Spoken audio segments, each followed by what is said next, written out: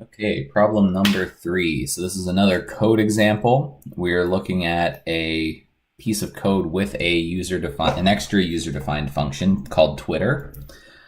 In the first question, part A here, it says list by name all the user-defined functions in this program. So user-defined is in italics.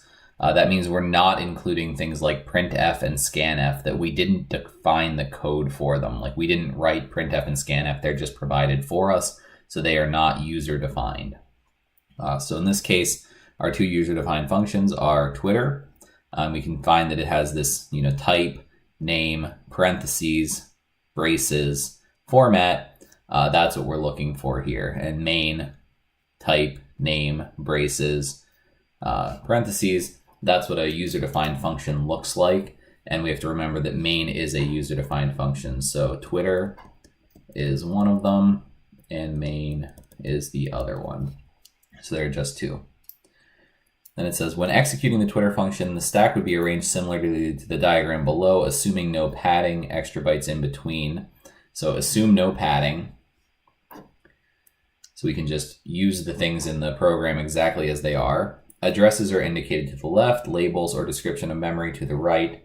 Note diagram is not to scale. So keep in mind that we are showing different addresses than usual. Like from the first question, we were going down by 1 byte each time. Here we're going down by 4 bytes, 4 bytes, 4 bytes, 4 bytes, and then a lot of bytes.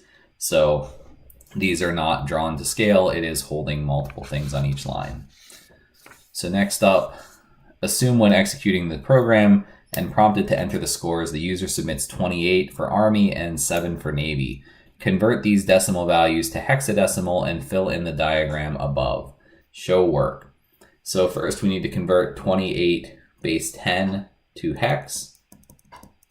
And the way we do that is look for the powers of 16. So 16 to the third is 4096. 16 squared is 256. 16 to the first is just 16. 16 to the 0 is ones. This is a good type of thing to include on your equation sheet.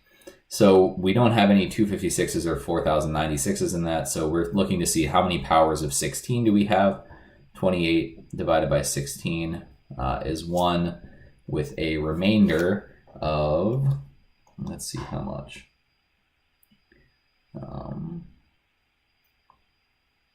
28 minus 16 is 12, so 1 remainder 12. 12 in hex is C, if we remember from 9A, B, C is how we would go. So A is 10, B is 11, C is 12. So we have our hex character is going to be OX1C. So that is the value for 28 for Army. 7 for Navy is a lot easier. We don't have any powers of 16, so it's just going to be OX7. And then we need to fill those values into the sheet here. In this case, we're not putting them in little endian order.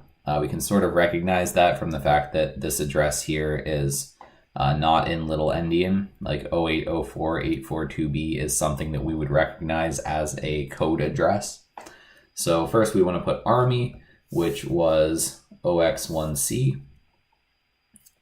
So OX1C goes here, and then OX7 goes there for Navy.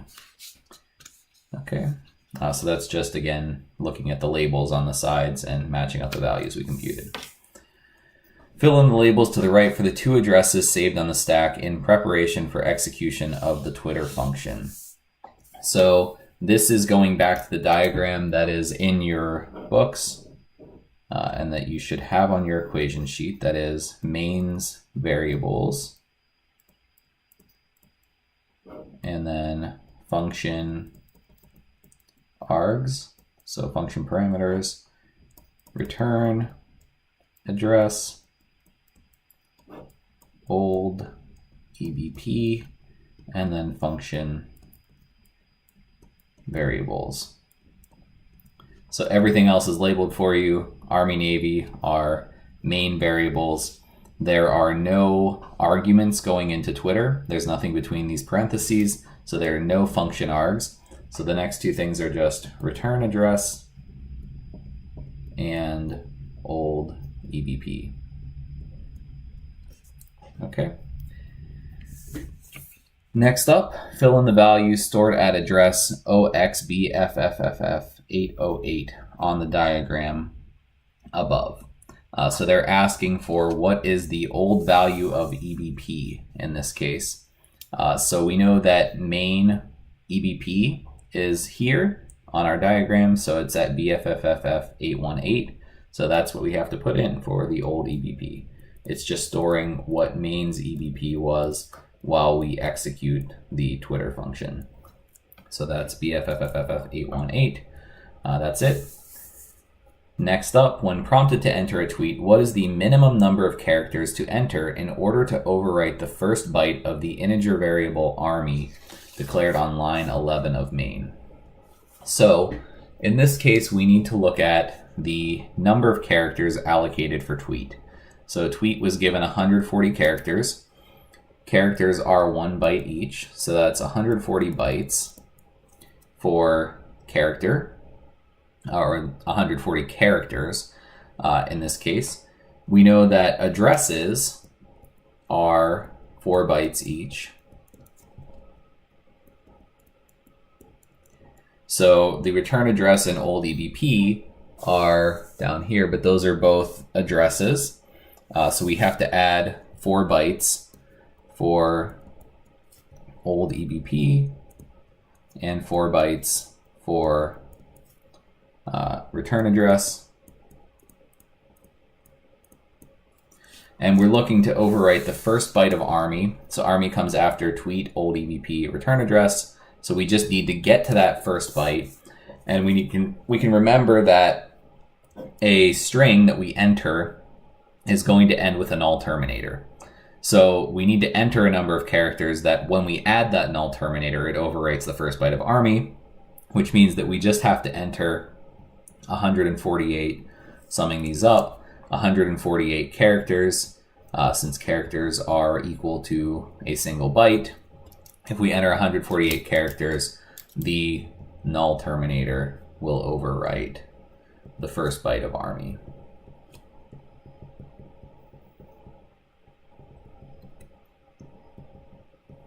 Okay. Part F, which of the following statements is/are true of functions in general? Circle all that apply. Functions are subprograms used to break up complex programs into smaller ones. I believe that is true. All functions must have a return value. That is false because we have void functions. A function call is required to jump to the instructions for that function. That is true. The function parameters are placeholders for the argument inputs to the function. That is also true. We are going to enter values as arguments that are going to be passed to the function parameters. And then finally, what is the fundamental issue with C that makes a buffer overflow exploit possible? And that is just C doesn't check bounds. That's something that should be written down somewhere on your equation sheet because it is the fundamental issue that we are teaching you this language for. That's problem 3.